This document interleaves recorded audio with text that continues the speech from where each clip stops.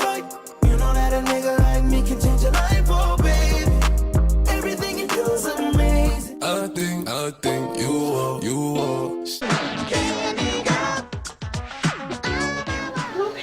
New parents. Oh, we're doing swell. We're doing good.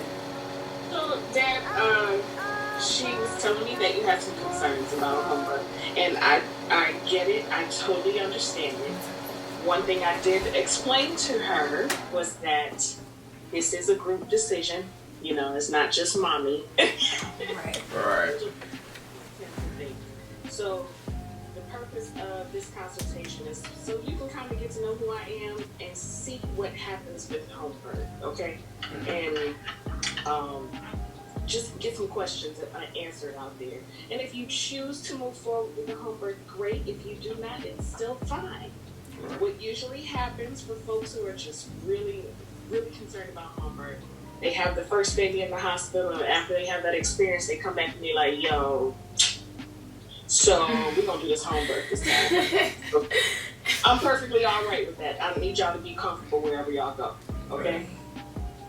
So, Ms. Rashida, I know you've done your research, but the first part of this presentation is for your partner, okay? Okay. Mainly because when I first started in home birth, I had a dad kind of call me out, right? You know, they were like, oh, you look to be really fluffy and rainbows and roses and blueberries and all that stuff, right? So I came to the presentation talking to the mama like, oh, it's going to be rainbows and roses. And the dad was like, yo, forget all of that. Why should I trust you with my wife and my girl and my baby? And I was like, oh, okay.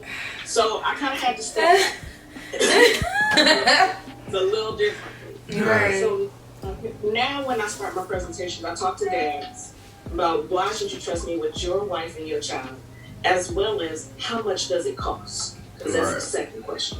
Okay. We will get into when do we go to the hospital a little bit later. I got a whole list for you. Okay.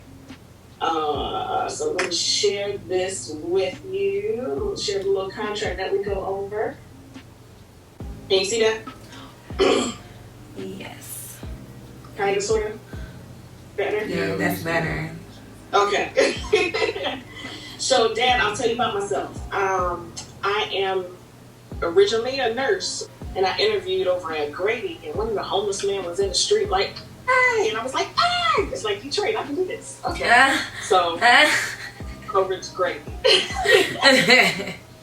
So that was the first experience I had truly with mothers and babies, and it was an eye opener because now I could see people who were actually happy coming to the hospital, and I was like, oh, okay, this is a happy moment most of the time, you know, if there wasn't anything going on. Right.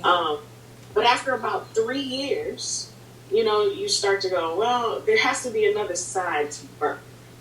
Because at Grady, you know, we're going to get everything that everybody don't want. Every other hospital don't want it, they come to Grady. So you kind of strap to the bed. You're laying in the bed with the monitor on. There's no real walking in the halls. They don't do that. We will put you on Pitocin. We break your water. If none of that was working, we take you for a C-section. That's all I knew about birth. So I wanted to see something a little bit different. I left Grady and went on a travel assignment out to California. It was the craziest experience I'd ever seen in my life. First thing I noticed were, why y'all got these women walking in the hallways? What does that mean? What are we doing? And I'm like, why do pregnant women walk? I thought we were supposed to strap them down. And then, even being 4 centimeters, they would send them home. And I was like, are you serious? Why are we sending them home? And they're like, they're not ready yet. And I'm like, what you mean they're not ready yet? What is that? So then I get this one little Caucasian lady. She's a little bitty thing, and her doctor said, well, we might have to do a C-section. She said, nope, I'm not doing a C-section. The only reason I'm here is because you told me the baby's too big. So we're in the room. She turns off all the lights. She has a lamp in the shape of a cow. It's glowing over in the corner. and she got on her hands and knees and pushed her baby out. And I was like, yo, this is the weirdest thing I've ever seen in my life. What is this? You know, but then it started to dawn on me like, oh, there's ambiance. Yeah, she got on her hands and knees like, you know what I mean? Like in a rounded position. Yeah. And not laying down, but like rounded. Absolutely. Oh, you talking about the girl who was pregnant? Yeah, that had the baby. When they was like trying to give her a C-section. So basically, she Absolutely. just got on all fours. Right. And pushed it out. 10 pounds. Oh my gosh. How was she, like a little lady? Yep. Okay. But, you know, I didn't really know a whole lot about, oh, we have different positions that people can push in. Right. And there's this thing called ambiance, you know, that people like to have in their rooms. Right. So I thought, yo, this is really neat. Like, let me research Black people doing it. And I Googled Black women natural birth, couldn't find it. I Googled Latinos in natural birth, couldn't find it. So I was a little concerned, like, okay, only white women do this kind of birthing? All right, whatever, you know. Came back to Atlanta, finished up my degree at Emory, which is a dual degree in family nurse practitioner and nurse midwife. But I don't use the family nurse practitioner right now because I'm really busy in the midwifery. I do plan on doing it later because I like to take care of the daddies too, okay? So if you come in the house sweating and you ain't been exercising, I'm be like, let me get your blood pressure.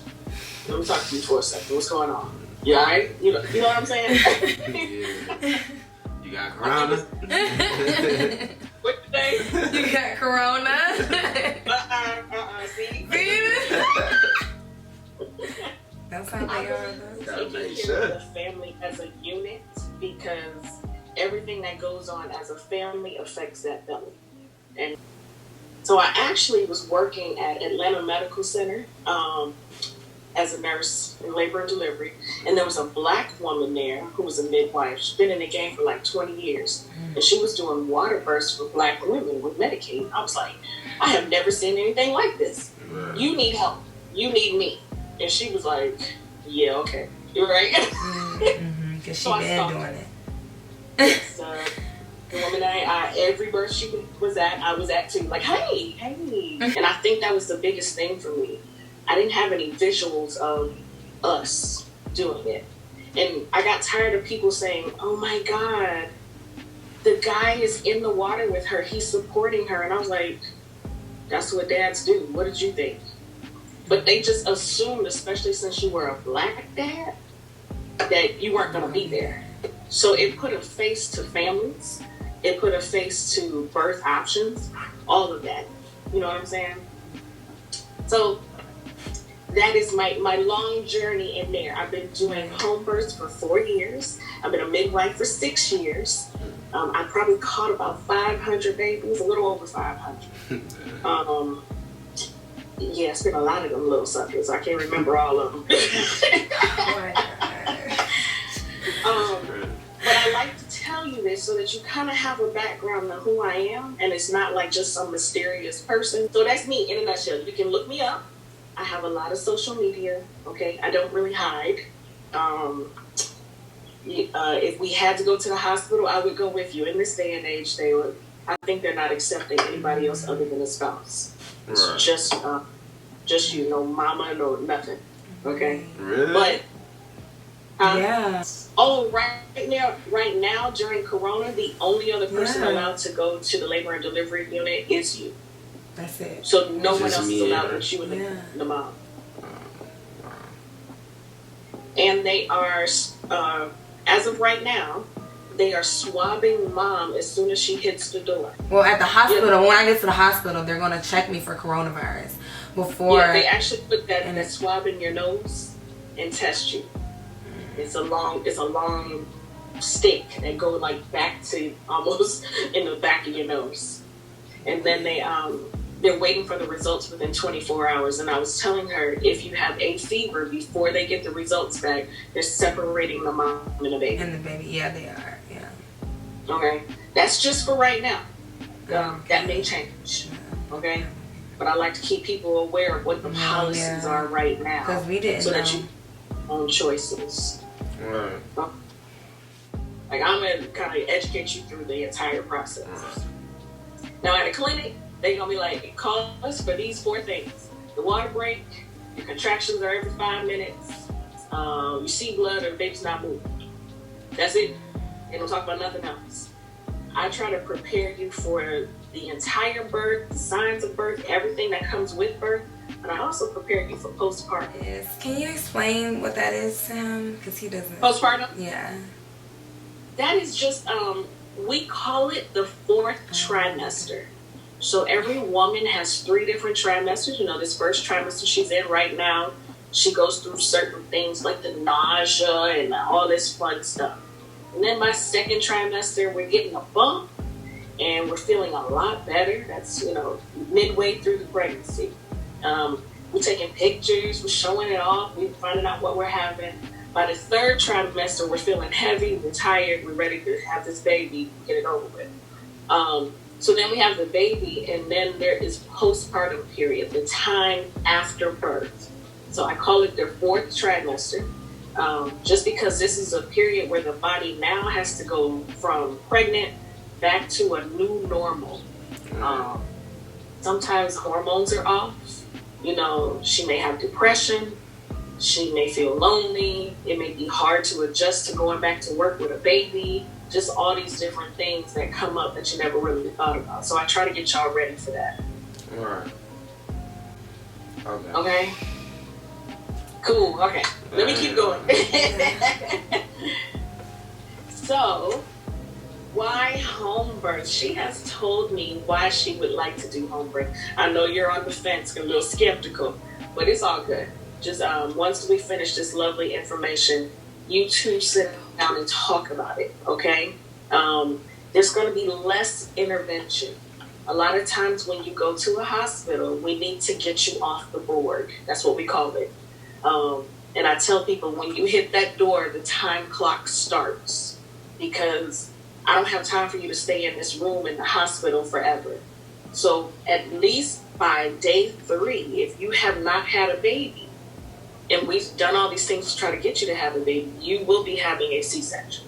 You'll see me until you're 28 weeks.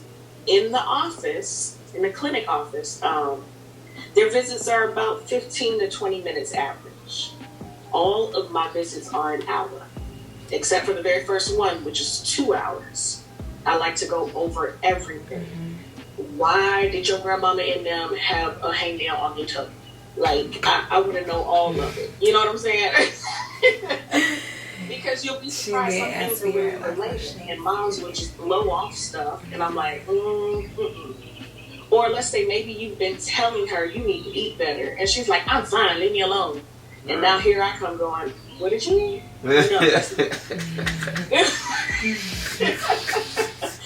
So, you know, a lot of the dads be like, So let me tell you what else she needed, you know. So it's a good time for you to vent if you know, if you have some concerns, okay? So you're with me for 2 hours on the first visit, an hour for every visit after that. I do that 15, 20-minute thing, but I also like to talk about, well, what's going on? How are you feeling? How are you coping?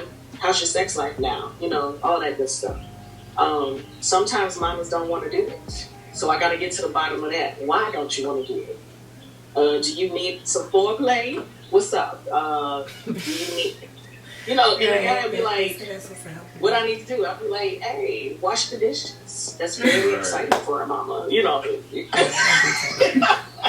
the littlest thing. Yeah. So we'll talk about a lot of stuff, okay? Just to kind of just manage the pregnancy altogether. So every month until you're 28 weeks. After 28 weeks, we go to every 2 weeks until you're 36 weeks. After 36 weeks, we go to weekly. If we get to 41 weeks, I'm kind of going to whisper in your ear, like, what's going on in it? You got to kind of encourage this baby to come on out. Breastfeeding instruction and support, we're going to get that. If we're having problems beyond latching, the basic stuff, I have a lactation consultant that I'm going to send you to. Okay. What are your plans with breastfeeding? Are we breastfeeding for like 2 months? 2 years? 7 years. Definitely not 2 years. What's your plan? Oh, that's a real question. Oh, probably once they get around 1, like, and they're eating like solid foods, really, I'm trying to get them off of the breastfeeding. Okay. Yeah, I don't want a 2-year-old breastfeeding. Gotcha. Yeah. So, we're going to talk about how to get there and what does that mean? Mm-hmm. Or what if you're tired of it before that? What does that mean? What does that look like? Okay? Yeah. So, I'm going to guide you through that process. Postpartum care depends on what you're doing with your placenta. Have you thought about that? No. Mm-mm. So, you can imagine I have a lot of different families, okay? There are some families that decide to take that placenta, dry it out, and put it into a pill form and take the pills like it was a vitamin. They call that placenta encapsulation. Wow. The placenta, that's what the baby's in. Isn't that the placenta is what the baby's around in my stomach. So she's saying that it's going to come out with the baby. Organ that feeds the baby. Yeah. So some people will take that and process it. That's weird. Look at his face. He's like, Some people will just take a raw piece and put it into a smoothie and drink it right then and there. Some people will leave the cord attached to the baby and let it fall off on its own with the placenta, but that usually takes about 3 to 10 days. Y'all are looking at me like, What happens in the hospital? What do they usually do with the placenta? In the hospital, they just they wait until the blood goes in a little bit, and then they clamp the cord and cut it. Wow, they don't. You kind of have to use your own judgment. And the new thing for y'all is now you're actually starting your parenting mode right now. Now we're making decisions based on what's best for us and at this moment. Okay. And I'm gonna help you through that. Help you be able to make those decisions. Yeah. So, like I said, most likely, I'm just looking at y'all faces. We're gonna clamp and cut the cord. I'll be with you for about 2 to 4 hours after you deliver. Mm-hmm. I'm gonna give you lots of instructions: when to call me, why to call me, what to do before I leave, and then uncontrolled hypertension or preeclampsia. If your blood pressure is off the chain and you start swelling and there is a risk for seizures, then I need to transfer you back. I have been trained to notice these signs and symptoms of any of this stuff popping up, okay? Basically, you need to be low risk to have a home birth. And if I start to see that you're looking high risk, you gotta go back, okay? Preterm rupture of membranes. If for any reason your water breaks before 36 weeks, that's a preterm baby. I can't have a preterm baby at the house. We need to have that baby in the hospital and make sure that the baby transitions like they should. Okay? And then if you're Rh negative with positive antibodies, we will see if that even applies to you once we do your blood type. Mm-hmm. Now, during the labor, reasons why we would transfer. Again, these things don't necessarily mean it's going to happen, but these are things that I have to talk about just to make sure you understand I have a plan in place in case any of this is going to happen this way.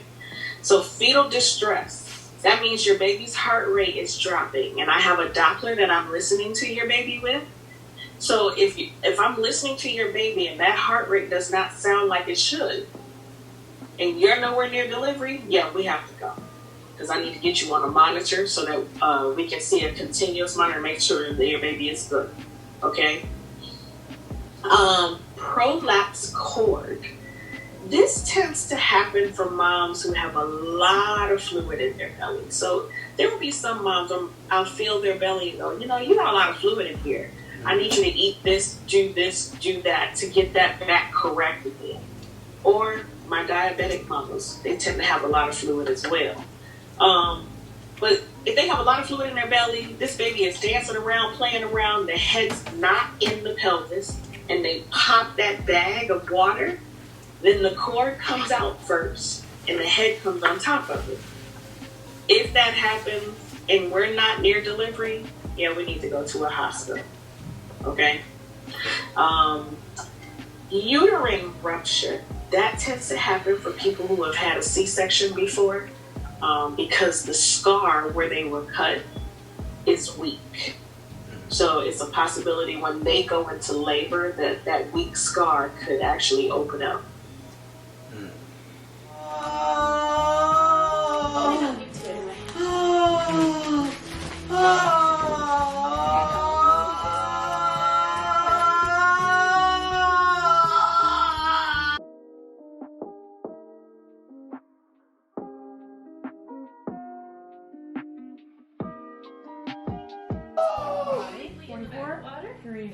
Morning call.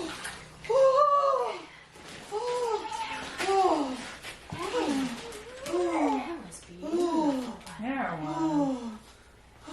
You did so good. Okay. So good. Okay. All right, gotcha. On your baby. Oh my word. You gotta stay put another week. Right between anywhere you want. Yeah. Oh my goodness. I'm so proud of you. So he's a big baby. You're gonna need a nurse.